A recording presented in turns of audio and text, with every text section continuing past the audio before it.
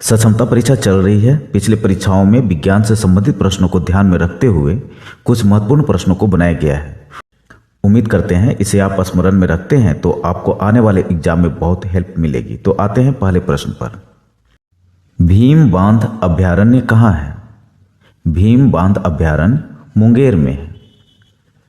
किस जगह की मिट्टी के ऊपरी परत में अधिक ह्यूमस होती है? उत्तर, जंगल की मिट्टी में। शरीर के वृद्धि और विकास के लिए पचित भोजन का उपयोग क्या कहलाता है? स्वांगीकरण। जुगाली करने वाले जंतुओं को क्या कहा जाता है? उत्तर, रूमिनेंट। जुगाली करने वाले जंतु भोजन को निगलकर रूमेन में भंडारित करते हैं, फिर वहां से मुख में लाकर चबाते या जुगाली करते हैं।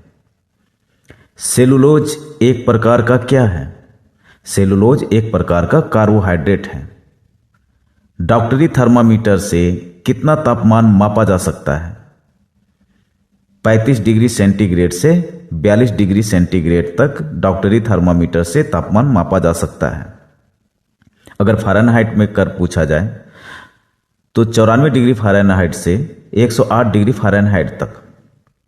अगला, कार्बन डाइऑक्साइड की खोज किसने किया था?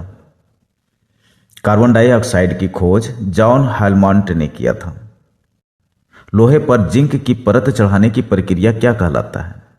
लोहे पर जिंक की परत चढ़ाने की प्रक्रिया गैल्वेनाइजेशन कहलाता है।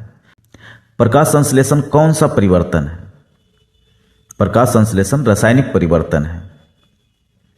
वायुमंडल में सबसे अधिक किस गैस की मात्रा है? नाइट्रोजन की। वायुमंडल में सबसे अधिक नाइट्रोजन गैस की मात्रा है, यह लगभग 78% है। मशरूम क्या है? मशरूम एक कवक है। वनस्पतियों के जीवन एवं स्वभाव का अध्ययन करने वाले यंत्र क्या कहलाते हैं? क्रेस्कोग्राफ। वनस्पतियों के जीवन एवं स्वभाव का अध्ययन करने वाला यंत्र क्रेस्कोग्राफ कहलाता है, जिसका निर्माण जगदीश चंद्र बसु ने किया था। उत्तर अमेरिका में बहने वाले चक्रवात को क्या कहते हैं? हरिकेन।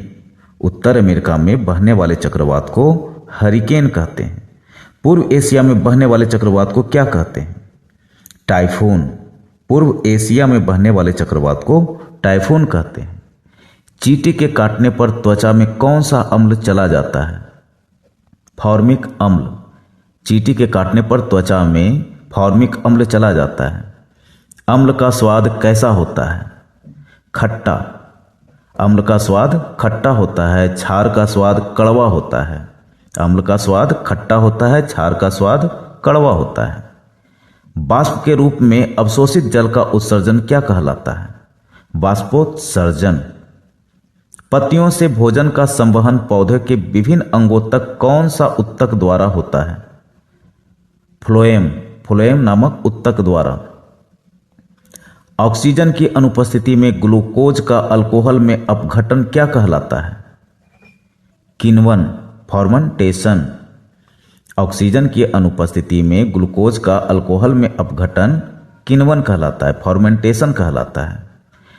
प्रकाश सीधी रेखा में गमन करती है, इसका जिक्र सर्वप्रथम किस पुस्तक में मिलता है? यूक्लिड की ऑप्टिका में।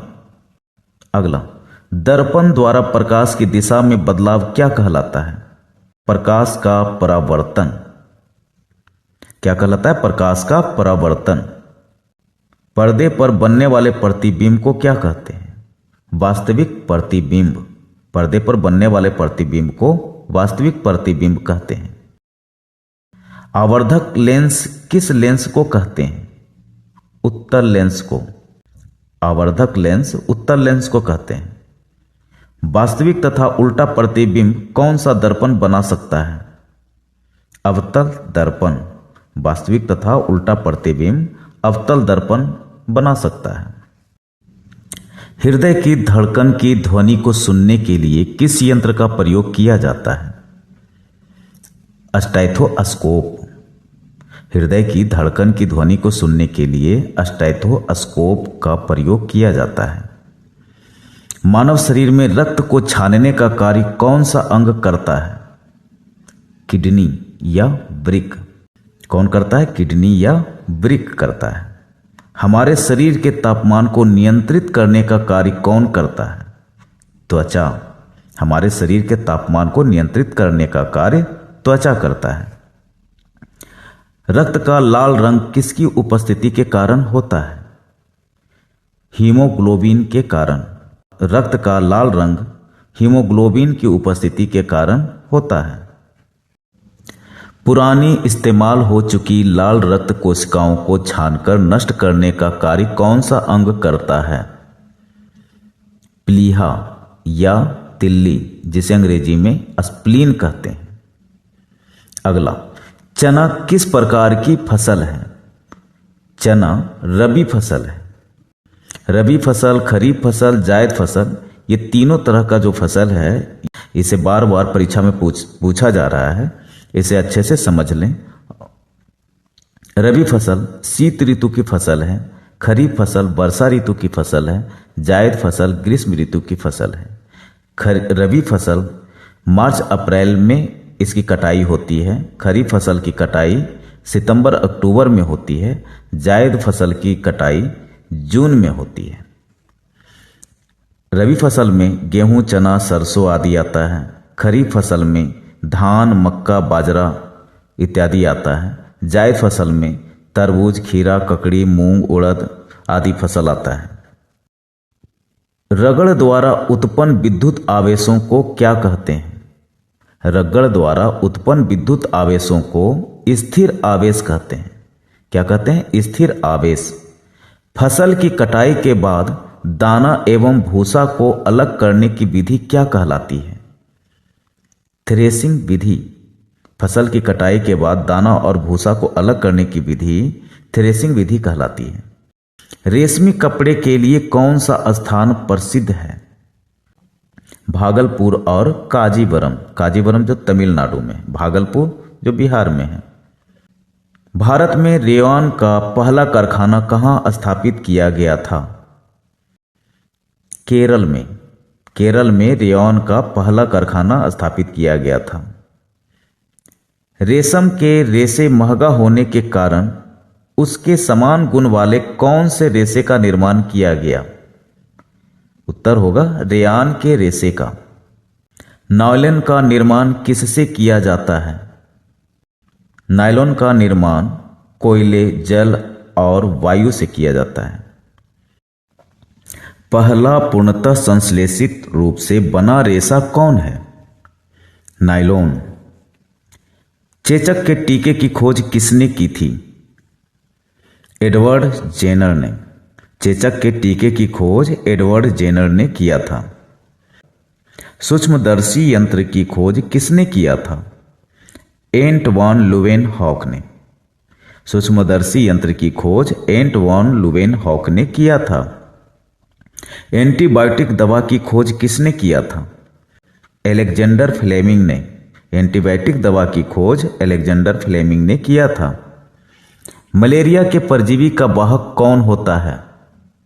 मादा एनोफिलीज मच्छर। मलेरिया के परजीवी का वाहक मादा एनोफिलीज मच्छर होता है। मलेरिया परजीवी का नाम क्या है? Plasmodium vivax. Plasmodium vivax malaria परजीवी का नाम है। डेंगू के वायरस का वाहक कौन होता है? मादा एडिस मच्छर। मादा एडिस मच्छर डेंगू के वायरस का वाहक होता है। डेंगू के लिए कौन सा जीव जिम्मेदार है? फ्लेवीवायरस जीनम। डेंगू के लिए फ्लेवीवायरस जीनम जिम्मेवार है। कौन सा जीवाणु नाइट्रोजन स्थिरीकरण में सहायक होते हैं? राइजोबियम। यह जीवाणु दलहनी पौधों जैसे मटर, सेम आदि की जड़ों में पाया जाता है। दाब का मात्रक क्या है? न्यूटन प्रति मीटर स्क्वायर, जिसे पास्कल भी कहते हैं। अक्षय ऊर्जा स्रोत कौन कौन से हैं? सूर्य का प्रकाश, वायु एवं जल ये अक्षय ऊर्जा स्रोत हैं। किस पद्धति का उपयोग करके दृष्टि निःशक्त व्यक्ति लिख पढ़ सकते हैं? ब्रेल पद्धति। ब्रेल पद्धति द्वारा दृष्टि निःशक्त व्यक्ति पढ़ लिख सकते हैं। अंतर्राष्ट्रीय जैव विविधता दिवस कब मनाया जाता है? 22 मई को अंतर्राष्ट्रीय जैव विविधता दिवस मनाया जाता है। बांदीपुर अभयारण्य कहाँ है? कर्नाटक में। यह भारतीय पक्षी के लिए प्रसिद्ध है। कोशिका की खोज किसने किया था? रॉबर्ट हुक ने। कोशिका की खोज रॉबर्ट हुक ने किया था। पुरुष हार्मोन का क्या नाम है? टेस्टोस्टेरोन। और स्त्री हार्मोन का नाम एस्ट्रोजन। आवृत्ति को किससे मापा जाता है? हर्ट्ज से। आवृत्ति को हर्ट्ज से मापा जाता है। ध्वनि की प्रबलता किससे मापा जाता है? डेसिबल में। ध्वनि की प्रबलता डेसिबल से नापा जाता है। किस आवृत्ति की ध्वनियां मानव सुन नहीं सकता? 20 हर्ट्ज से कम तथा 20,000 हर्ट्ज से अधिक। दोस्तों, अधिकांश प्रश्न एससीईआरटी बुक से ही पूछे जा रहे हैं। विज्ञान से संबंधित ये सारे प्रश्न उन्हीं पुस्तकों से लिया गया है, जिसे आप लोग अच्छे से स्मरण में रखेंगे। तथा नीचे डिस्क्रिप्शन बॉक्स में मैंने लिंक डाल दिया है, जो पिछले परीक्षाओं में बहुत सारे प्रश्न उससे लड़े हैं और आगे भी आपको मदद करेगी। उसे भी आप एक नज़र से देख लें तथा स्मरण में डालने की कोशिश करें। सक्षमता परीक्षा के लिए एससीईआरटी बुक सर्वोत्तम है। आपकी सफलता आपके स्मरण शक्ति पर निर्भर करती है। आप मेरे डिस्क्रिप्शन बॉक्स में दिए गए सभी लिंक के वीडियो को बार बार देखकर सुनकर अपने स्मरण में डालने की कोशिश करें। बहुत अच्छा होगा।